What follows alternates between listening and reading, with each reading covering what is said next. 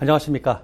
오늘은 헤스의 법칙부터 공부하겠습니다. 연력화학에서 내부 에너지, 그리고 엔탈피와 엔트로피, 깁스 자유 에너지라고 하는 것은 상태 함수입니다. 상태 함수라고 하는 것은 그 물질의 종류와 그 물질의 몰수가 정해져 있고 그 물질이 고체나 액체나 기체와 같은 어떤 상을 나타내느냐 또는 용액상을 나타내느냐 그리고 현재의 온도와 압력이 고정이 되면은 항상 동일한 값을 가지는 것입니다. 어떤 경로를 통해서 그 물질이 현재 상태에 도달했는가는 상관없이 현재의 상태에 따라서 결정이 되는 함수값이죠.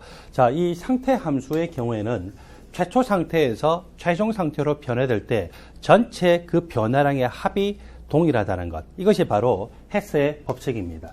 여기서는 엔탈피를 계속 공부를 하고 있기 때문에 엔탈피를 기준으로 해서 같이 공부를 해봅니다. 전체 반응의 엔탈피 또는 이것을 엔탈피 변화라고 하는 것이 정확하지만 그냥 우리가 엔탈피라고도 이야기하죠. 전체 반응의 엔탈피는 이 반응 각각에서의 단계들의 엔탈피 변화의 합과 동일하다는 것.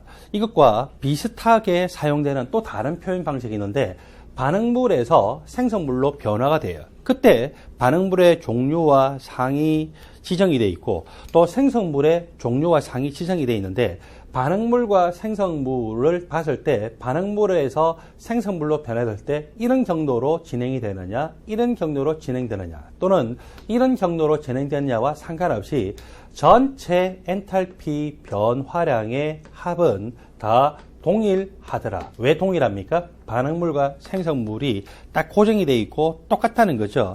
그렇게 되게만 하면은 어떤 경로를 통해서 왔거나 상관없이 전체 엔탈피 변화량의 합이 같다는 것. 이것이 바로 엔탈피를 기준으로 한 헤스의 법칙입니다.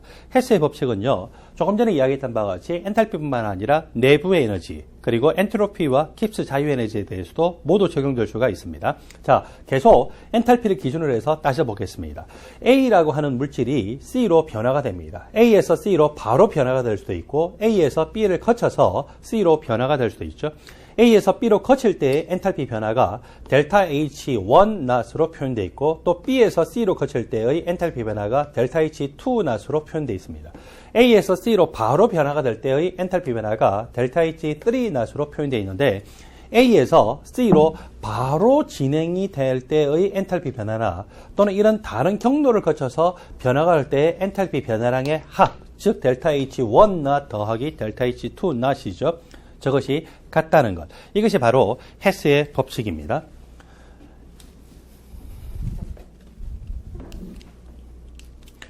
헤스의 법칙에 대해서 이 엔탈피를 기준으로 해서 공부하다 보면은 세 가지가 중요하게 사용되고 있습니다. 헤스의 법칙의 첫 번째 것입니다. 어떤 경우에는요, 반응 엔탈피, 그걸 다른 말로 하면 반응열이라고 하죠. 우리는 지금 화학을 기준으로 해서 연력학에 대해서 공부를 하고 있습니다. 화학을 기준으로 해서 우리가 반응을 시킬 때 열의 출입이 있을 때는 기본적으로 압력 변화 상태에서의 열을 측정하는 것이고, 그러므로 화학에서의 열이다라고 하면은 그것은 대부분의 경우에 특별한 멘트가 없으면은 압력 일정 상태에서의 열, 압력 일정 상태에서의 열을 우리는 뭐라고 배웠습니까? 엔탈피 변화라고 배웠죠. 그리고 부피가 일정한 조건에서 열을 측정한다면 그것은 내부 에너지 변화다라고 하는 것을 바로 앞에서 공부를 했었습니다. 자, 화학에서는요, 기본적으로 압력 일정 상태에서의 열은 엔탈피 변화고, 그리고 이 엔탈피 변화 그러면은 열이다라고 줄여서 생각을 하시면 되죠.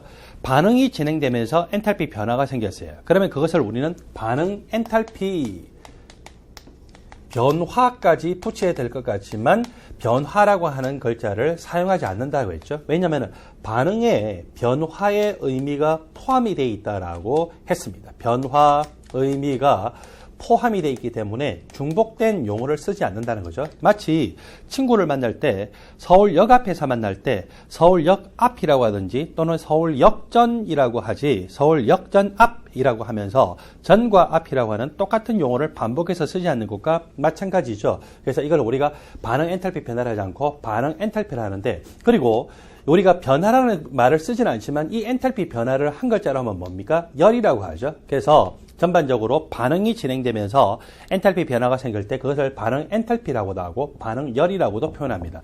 자, 반응 엔탈피 또는 반응열을 직접적으로 측정할 수 없는 경우가 있어요. 그 경우에는 다른 전체 반응에서 이 반응이 일부 반응이기 때문에 이 헤스의 법칙을 통해서 구할 수 있다는 것입니다.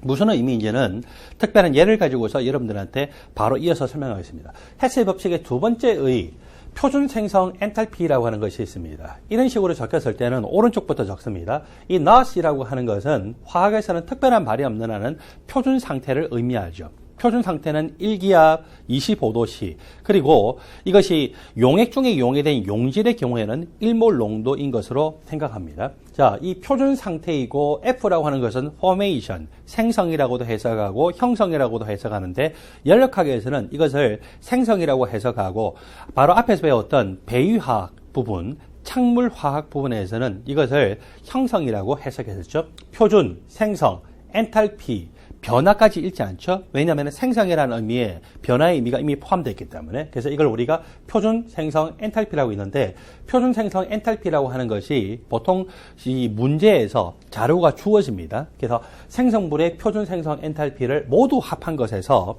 반응물의 표준 생성 엔탈피를 모두 합한 것을 빼게 되면은 그 반응에 대한 표준 반응 엔탈피 값을 구할 수가 있다는 거죠. 그래서 헤스의 법칙의 2는요, 표준 생성 엔탈피라고 하는 것에 데이터가 주어지는 경우에 그 데이터를 기준으로 해서 생성물의 표준 생성 엔탈피의 합 빼기 반응물의 표준 생성 엔탈피의 합입니다. 세 번째 헤스의 법칙의 의의입니다. 이번에는 대문자 D라고 하는 것이 나왔죠. D라고 하는 것이 결합 해리 에너지다라고 하는 것을 3장에서 이미 공부를 했었습니다. 이 결합 해리 에너지 데이터도 보통 반응물 생성물에서 주어지는데, 결합 해리 에너지 값을 이용할 때는요, 생성물의 합 빼기 반응물의 합이 아니고 반응물의 합 빼기 생성물의 합을 해서 구하게 됩니다. 이렇게 해서 표준 반응 엔탈피 값을 구할 수 있다는 것. 이 세 가지가 바로 엔탈피에 대해서 헤스의 법칙을 적용했을 때 세 가지 의의에 해당이 됩니다. 먼저 직접적으로 바로 측정할 수 없는 반응에 대해서 이야기합니다.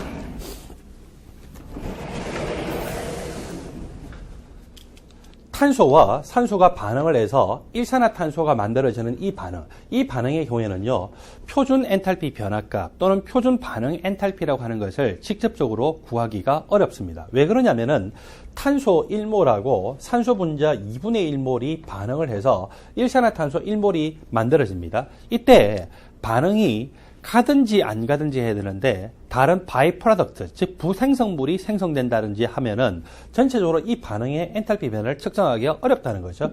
탄소하고 산소가 반응해서 일산화탄소가 아닌 다른 물질이 만들어지면은요, 그 다른 물질이 얼마만큼의 기여를 해서 만들어졌느냐라고 하는 것을 우리가 직접적으로 바로 알 수가 없잖아요.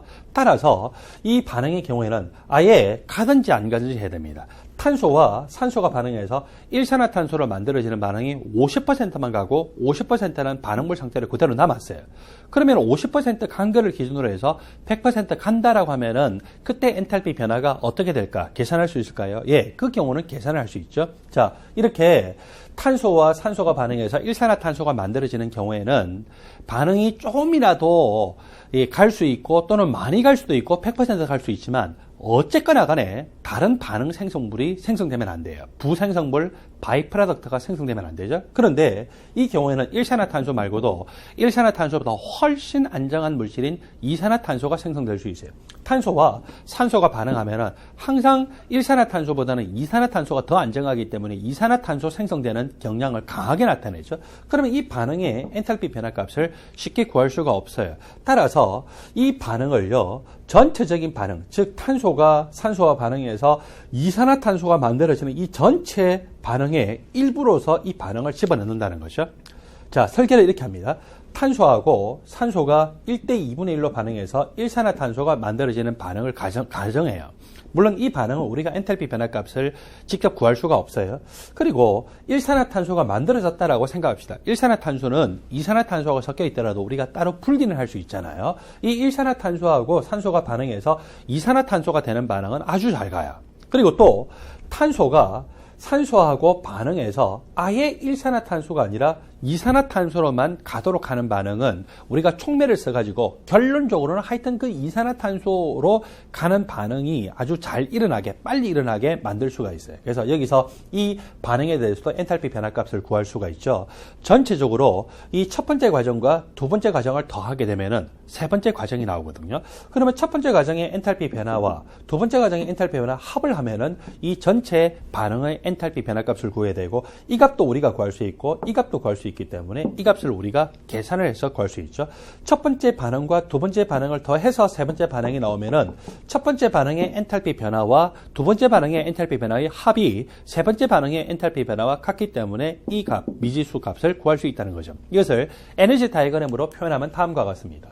탄소가 산소와 반응을 해서 이산화탄소로 바로 가는 반응, 세 번째 반응입니다. 세 번째 반응이기 때문에 델타 H3 또는 델타 H3 not이라고 표현을 할 수가 있습니다. 그리고 탄소가 산소하고 반응하는데 1대1이 아니라 1대 2분의 1만 반응하면은 일산화탄소가 만들어지겠죠? 그리고 2분의 1몰의 산소 분자는 아직 남아있어요. 물론 이 반응의 엔탈피 변화는 우리가 구할 수 없어요. 그렇지만 가정을 할 수 있잖아요. 이 반응의 엔탈피 변화를 델타 H1 또는 델타 H1 not이라고 표현할 수는 있습니다.